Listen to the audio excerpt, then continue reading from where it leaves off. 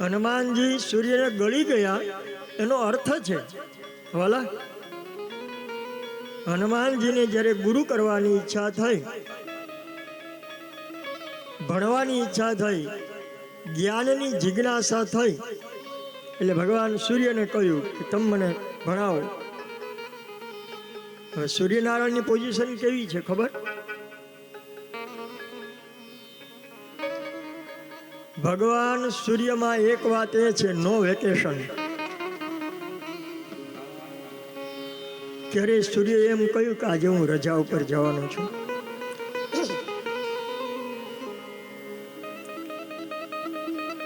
બધા જ દેવતાઓને કદાચ ક્યારેક ક્યારેક રજા મળે, પણ સૂર્ય નો વેકેશન, રજા જ નહીં.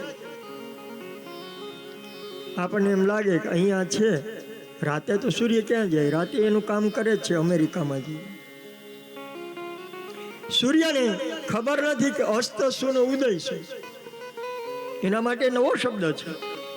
આપણને ખબર છે કે સૂર્ય અસ્ત થાય છે, સૂર્ય ઉદિત થાય છે. પણ તમે જ બધા ભેગા મળી અને સૂર્યને પૂછો તો કે આ ભાઈ અસ્ત અને ઉદય શું છે એ મને જ ખબર નથી. આદિત્ય પ્રકાશ. હનુમાનજીને જ્ઞાનની ભૂખ હતી એટલે ભગવાન સૂર્ય પાસે ગયા. સૂર્યમાં બીજી વાત, નો ડિસ્ક્રિમિનેશન. સૂર્યમાં નો ડિસ્ક્રિમિનેશન, કોઈને ભેદ નહીં. આમના ખેતરમાં પ્રકાશ આપવો ને આના ખેતરમાં ન આપવો, આના ઘરમાં પ્રકાશ આપવો ને આ ગરીબ છે એટલે એના ઘરમાં પ્રકાશ ન આપવો, આ બ્રાહ્મણ છે તો એના ઘરમાં પ્રકાશ આપવો, આ ક્ષત્રિય છે એના ઘરમાં ન આપવો. આવું કોઈ ભેદ નહીં. નાનામાં નાના જીવને અને વૃક્ષને પણ ભગવાન પ્રકાશિત કરે છે. આદિત્ય એટલે બીજી વાત કઈ છે? નો ડિસ્ક્રિમિનેશન. અને ત્રીજી વાત, નો એક્સેપ્ટેશન. સૂર્યમાં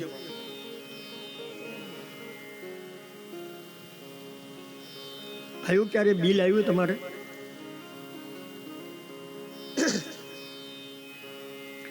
સૂર્યનારાયણનું બિલ આવ્યું? આજે તમને આટલો પ્રકાશ આપ્યો તો મારા આટલા પૈસા થયા. બદલામાં કોઈ અપેક્ષા નહીં. અને આપણે તો કેટલી બધી અપેક્ષા રાખીએ. નાનામાં નાનું કામ કરી, હે ભગવાન 10 રૂપિયા ધરીએ કે લોટરી લગાડી દેજે. ભગવાન કે હું જ ન લગાડી દઉં લોટરી, તારા 10 રૂપિયામાં હું તને લાખની લોટરી લગાડું. બદલામાં કોઈ અપેક્ષા નહીં. સૂર્યનારાયણ. અને વાલા, એટલે જ આપણે ઉઠતા હવે ભગવાન સૂર્યને અર્ઘ્ય આપીએ છીએ. નો એક્સપેક્ટેશન, કોઈ બદલામાં કઈ જરૂરિયાત. આવા સૂર્યને ગુરુ બનાવવા માટે જ્યારે હનુમાનજી ગયા ત્યારે સૂર્યનારાયણ કે ભાઈ તારો ગુરુ કેમ થાવ? ગુરુ કઈ રીતે થવાય? ભણાવવું હોય મારે તમને તો એક તો પેલા તમે મારી સામે બેઠા હોવા જોઈએ, બરાબર ને? અને હું તમને ભણાવી શકું. બીજું, તમે સ્થિર બેઠક હોવી જોઈએ અને હું પણ સ્થિર હોવો જોઈએ.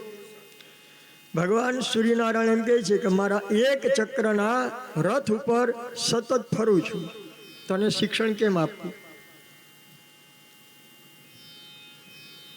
બીજું, મારો પ્રકાશ એટલો બધો જોરદાર છે કે સામેવાળો એકદમ નજીક આવે તો બોલીને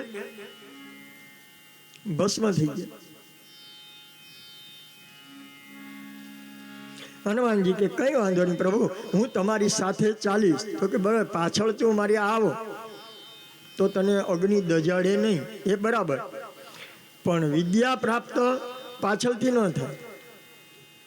એના માટે તારે સામે બેસવું પડે. હનુમાનજી કે ચાલો એ પણ હું કરીશ,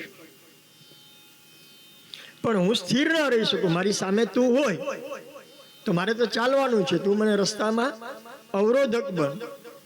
હનુમાનજી કે એમાંય હું તમને અવરોધક નહીં બનું, હું પાછળ પાછળ ચાલીશ, તમે મારી આગળ ચાલજો. અને સાચા જ્ઞાનની ભૂખ એટલે આ શબ્દ આવ્યો. બાલ સમેર વિવક્ષ કિયો જબ તિલો હિલો ભયો અંધિયારો अनत्राहि सुपास योग तो यह संकट का हुन जाता प्यारो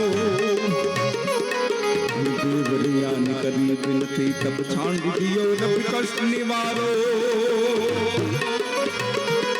अरे को नहीं जानत है